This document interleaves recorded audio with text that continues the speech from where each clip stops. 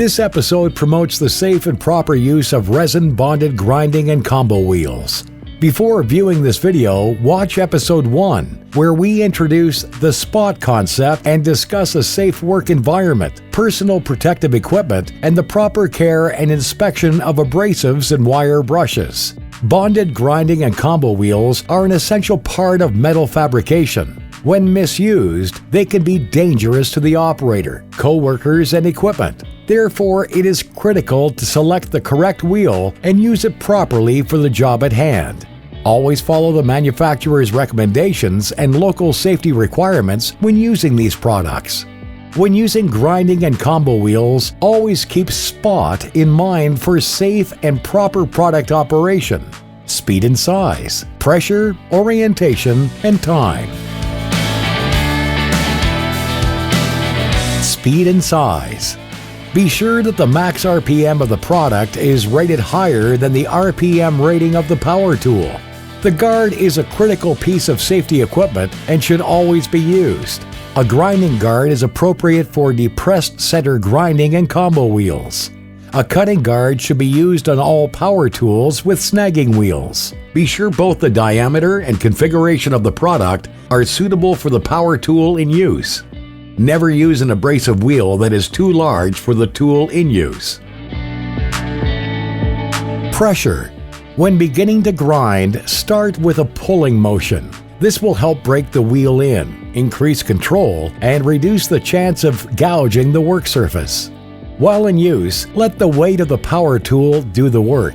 Excessive force is unnecessary and may cause the wheel to run out of balance or break.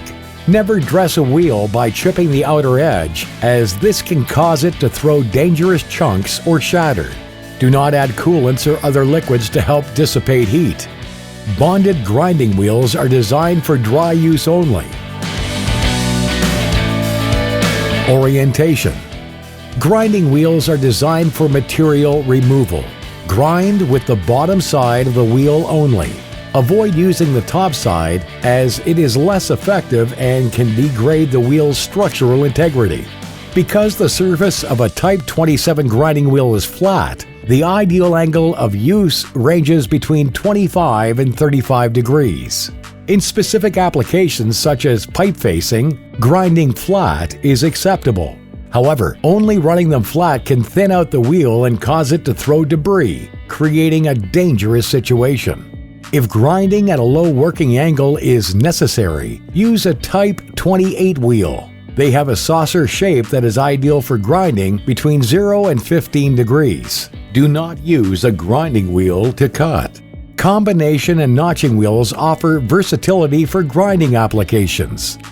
Some of these wheels are designed for vertical cutting and notching only. Other wheels have enough fiberglass reinforcement to run at various angles safely and effectively. These wheels are ideal for instances where facing and grinding are required in addition to cutting and notching. Always look for the proper angle of use diagram on the wheel. Snagging wheels feature a flat face with a narrow contact area, ideal for targeting heavy grinding and stock removal applications. Only grind with the face of these wheels. Time. While working, it's essential to keep the wheel moving. Do not stay in a stationary position, as this will cause excess heat and discolor the workpiece. Dwelling in one area may also gouge the workpiece, resulting in costly rework. It will also cause the wheel to glaze and become less effective, thereby reducing the useful life of the wheel. Remember, always keep the wheel moving. Never bounce or force a wheel into a work surface to break it in. If the wheel is not grinding fast enough, switch to one with a different grain or a softer bond. Finally, if the grinding wheel shows signs of uneven wear or cracks, discard it. Remember the key factors under your control that limit the potential for injury when using grinding and combo wheels: speed and size, pressure, orientation, and time. Think spot.